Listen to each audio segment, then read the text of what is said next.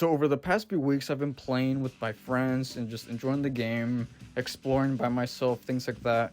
And I haven't really played EventLab in a while, right? But now that I hopped in, oh boy, do I have my opinions, right? For the most part, I've been on the garages side of things, right? I've just been building garages.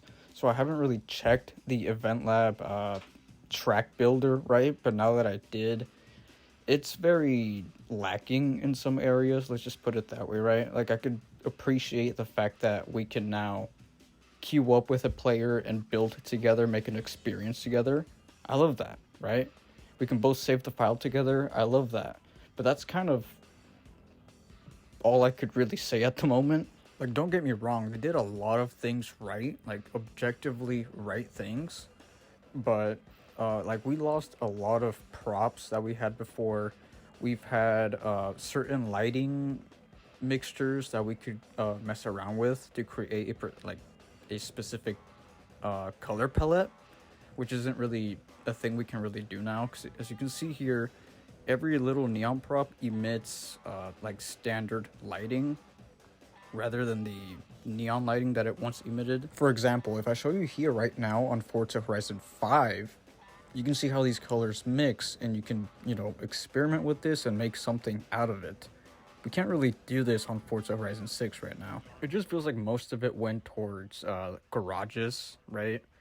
And we're gonna have to wait over time, kind of like EventLab 1.0.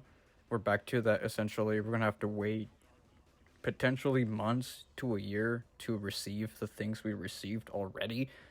Yeah, it just doesn't really sound right. And that's just the beginning. I don't even want to be here forever, so I wrote down a list of the pros and cons for EventLab. I already mentioned the pros, in my opinion. I feel like there's just not really enough at the moment, but those would be collab, it would be the garages, it would be the estate, and the fact that you can now build anywhere, even up in the sky.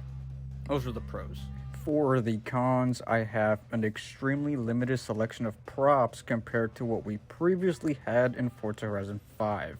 A reduced prop budget that only limits creators further. Now, I don't know the exact estimate of how much they cut it. I just cannot prove that. I will say that.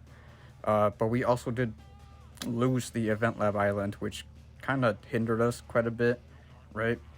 Tons of lighting props had their colors removed. I already mentioned this. There's this weird like VFX glitch like that happens whenever you use neon props or even the chevron signs.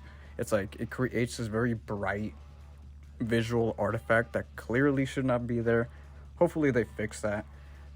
Performance takes a bit of a hit on Xbox. I've noticed. I have not played EventLab on PC, but I would love to know if anybody is experiencing any performance issues over there. And then I've already said this, but no EventLab Island, obviously. I don't even know when that would come back. DRIVATARS should follow suit with your PI level and the category of vehicle, but they just do not do that. Hopefully they can in the future. And then the last but not least, and I put this in all caps, no street cones in a racing game. Why can't I not find a street cone here?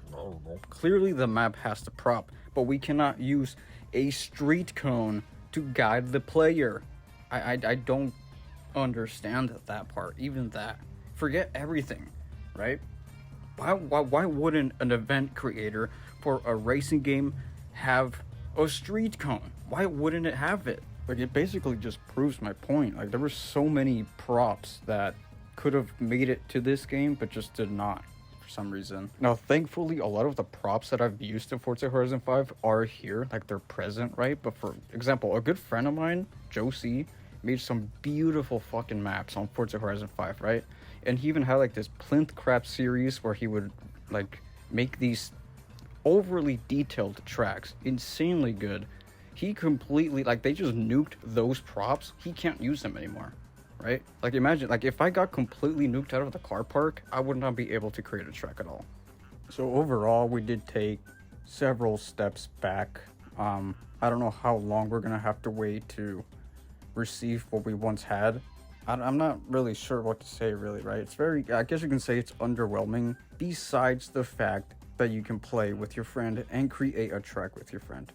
That is pretty cool. But, you know, just hopefully they bring these back, right? And hopefully not just incremental, but meaningful, right? If anything, please take away from that, whoever is watching this. Hopefully we get a meaningful amount of content